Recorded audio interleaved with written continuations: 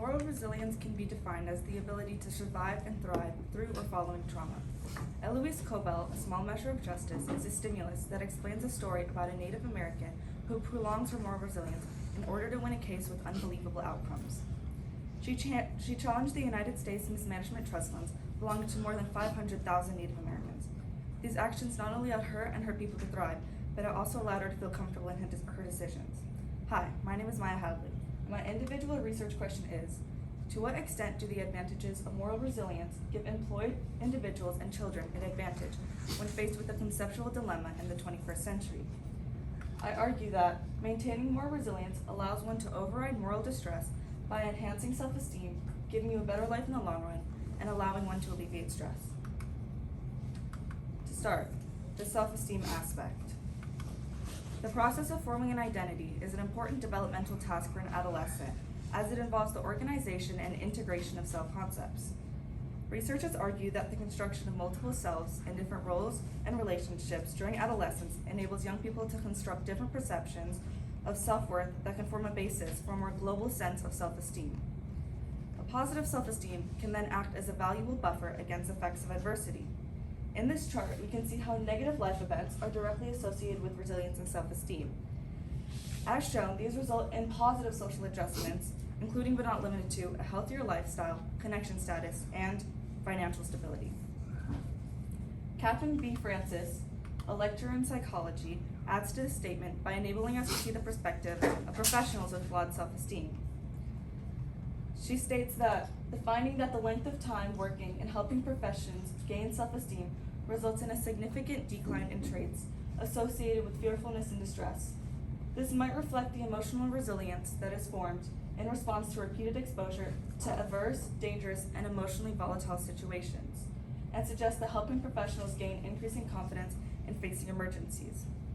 This quote demonstrates that whilst in the middle of an experience that causes great strain on judgment and facilitates self-inflicted injury, moral resilience is a vital source of replenishment.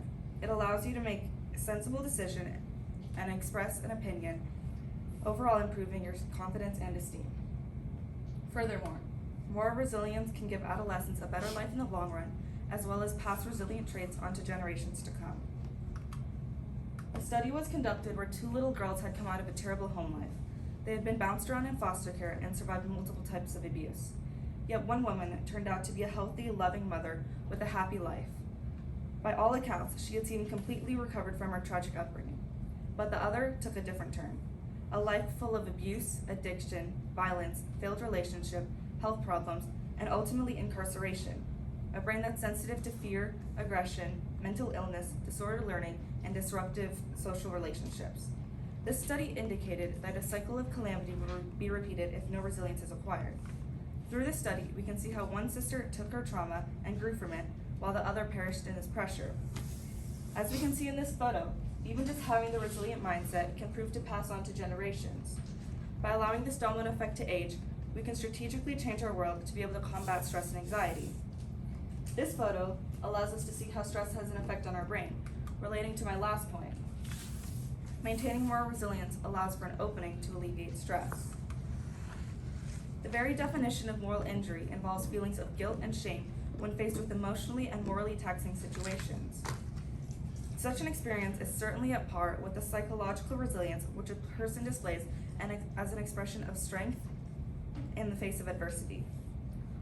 Ozkan Uzar, an associate professor in mental health nursing, adds to this statement by stating that highly resilient individuals bounce back from highly distressing events because they possess the ability to adapt to adverse situations. In contrast, adverse events result in psychological distress in individuals with lower levels of resilience. This not only showcases how an immense amount of stress can negatively impact an individual, but it also proves that maintenance of moral resilience is the only way to combat those situations. In this photo, potentially morally injurious events result in moral distress as well as moral injury. With these outcomes, all of these challenges are listed. The moderator shown here is inevitably moral resilience. While moral resilience accounts for a myriad of advantages, some limitations of having the ability to maintain continuous moral resilience may actually decrease its benefit. These limitations include lack of supportive networks, lack of healthy coping mechanisms, and what may be a manageable stressor for one person may be overwhelming for another. These external environmental factors allow us to open our eyes to the fact that while resilience can be both developed and strengthened, everyone has their own unique set of limitations and challenges that they need to overcome. This does not make others weak or different. It just goes to show that we are each our individual person who takes the advantages of moral resilience with us in different ways. Thank you.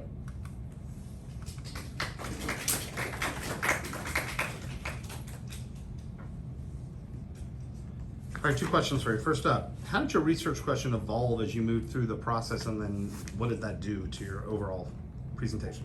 When I initially started my research question, I made it a much broader perspective using all of the United States, but I decided to narrow it down into just 2 perspectives so I can go into more detail about resilience. And what advice would you have for people that want to talk about this topic in the future?